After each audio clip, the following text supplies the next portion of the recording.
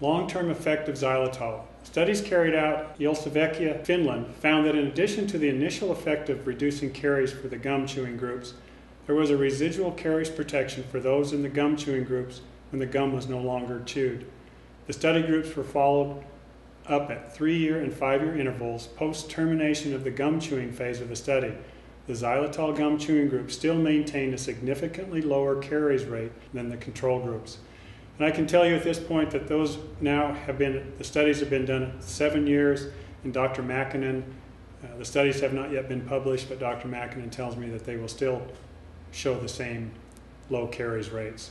This is significant because using the program for a couple of years now seems to protect your teeth from the decay process for a long time. And that's because the xylitol removes the strep mutans bacteria from the mouth. It's very difficult to get infected or reinfected at an older age. Remember, we talked about the infectivity time is younger at those eruption periods, and very, very high rates on newborn children.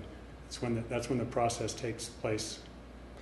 Okay, these are the references to those previous slides, and you can see those references on the website. Children in the Belize study were examined 5 years after the xylitol gum chewing ended. Teeth that erupted after at least 1 year of xylitol use had impressive reductions in caries risk.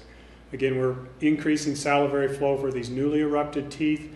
Those minerals from the saliva are flowing into the teeth to help mature that enamel, making it harder. At the same time, the xylitol is removing the strep mutans or the offending bacteria from causing the dental decay or the decalcification.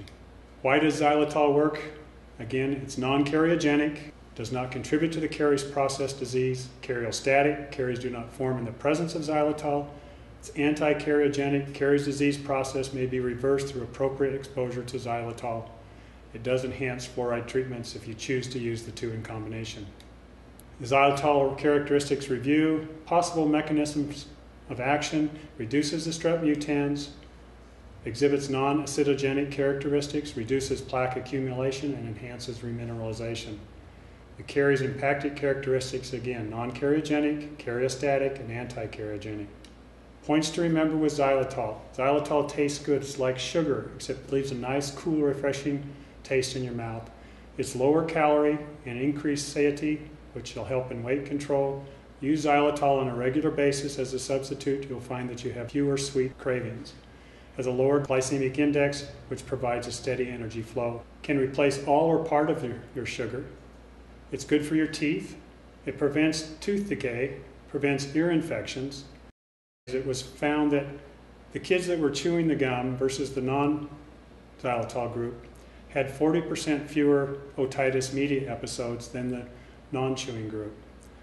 In the nasopharyngeal passages, xylitol works the same way it does in the oral cavity. It makes the bacteria H. flu and strep pneumo slicky instead of sticky. So by chewing xylitol gum, the xylitol has an effect up through the oral cavity and the soft palate, down the eustachian tubes, and removes those bacteria, thus reducing the ear infections. Can you reduce them even more and easier with xylitol nasal washes that are available by a couple of companies here in the States. Another point I'd like to make in regards to ear infections is that when a xylitol nasal wash is used, you'll have a reduction in ear infections 80 to 85%, and also prevents that repeated ear infection that a lot of the children that are in daycare centers seem to get, the once a month ear infections that eventually lead to placement of tubes.